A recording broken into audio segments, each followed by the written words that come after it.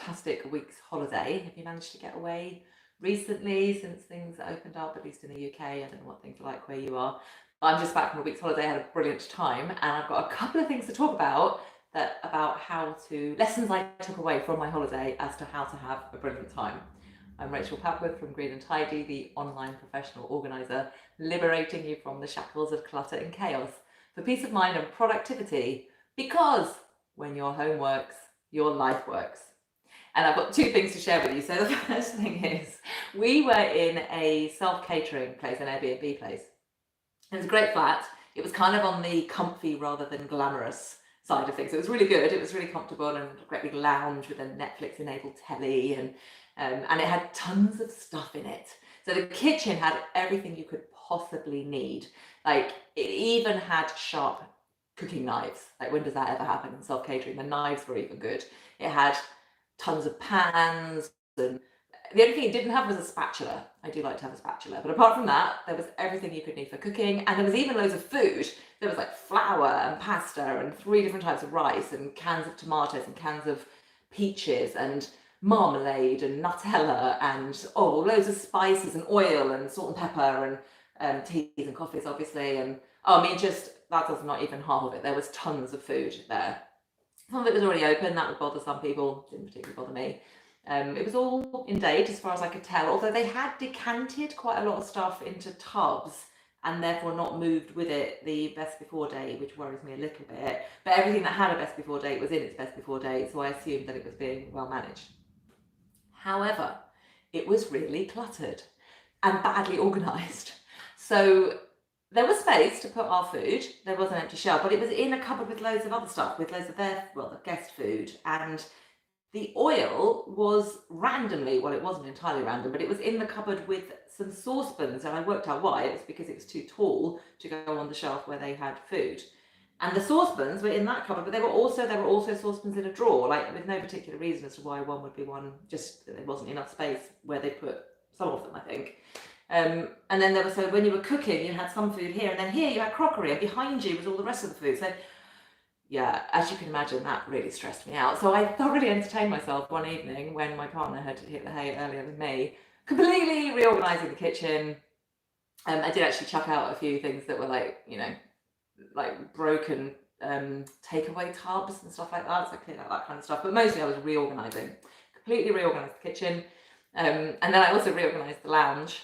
I was a little bit like, I hope they don't mind me doing this, but I can't see why they would. It's only what the guests are going to use, and I made it much more logical. So it's thoroughly entertaining, really enjoyed myself. It actually took me 2 goes. So I did it all, I was really happy with myself. And then I was like, no, this isn't quite working, because I'd put crockery and glassware in the 2 cupboards that were either side of the cooker, and all the food was in one cupboard behind me now. But that meant when you're cooking and you just wanted to reach for the pepper or whatever it was behind you, I was like, nah, that doesn't work. So I did another rethink, and I got all the food into those 2 cupboards and all the crockery and cutlery behind me, and then you had a completely empty cupboard for guests to put their food in. Much better. All the saucepans and pans and everything in the same cupboard. The oil is now in a cupboard with the rest of the food. Just makes so much more sense. And the review that we got was that we'd left the flat very neat and tidy. I thought, yeah, we certainly did. No, that's the first thing. Declutter and organise on your holiday. Obviously, that wouldn't be everybody's idea of fun, but it definitely was mine, and it made the place a lot more peaceful and nice to use.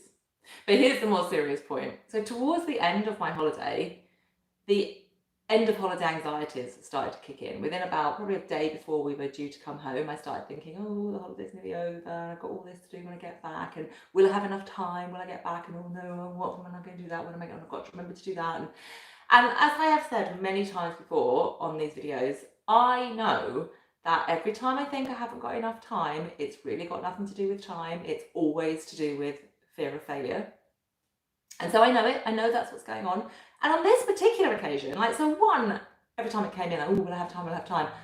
I totally did have time. I'm not even that crazily overloaded busy right now. I've got stuff on, I've got stuff to do, but there is enough time. And the stuff I've got to do is I'm not actually worried about failing at any of it. When I really look at it, I'm like, that's gonna be fine. I've totally got this, it's going to be fine. And yet still, the end of holiday anxiety came up.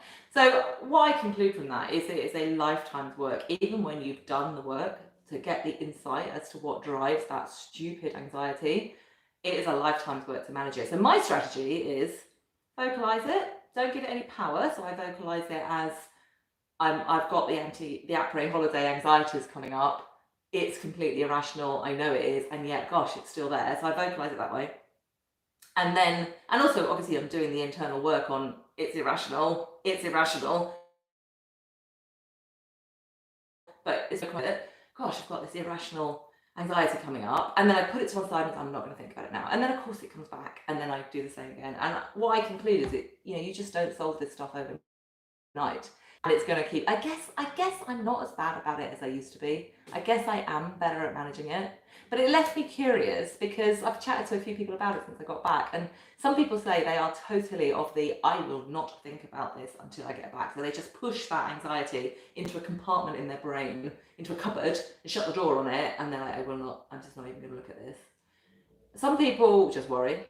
They haven't got the insight to manage it. They just worry. Some people say they don't worry particularly. Good on them.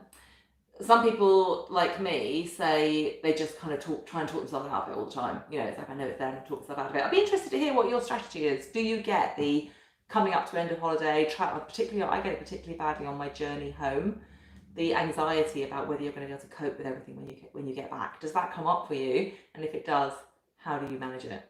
In the meantime, I will put some pictures of the reorganized kitchen cupboards, on my social medias, particularly Instagram, but also Facebook and Twitter. I was going to say something else then. Oh, it's just that I forgot to take a before photos. I can't believe I forgot to take before photos.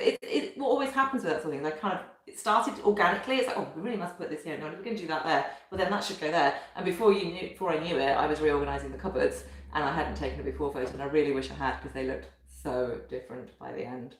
Anyway, so let me know how you manage your holiday anxieties. Give me a like, comment, and I'll see you in the next YouTube live. Bye for now.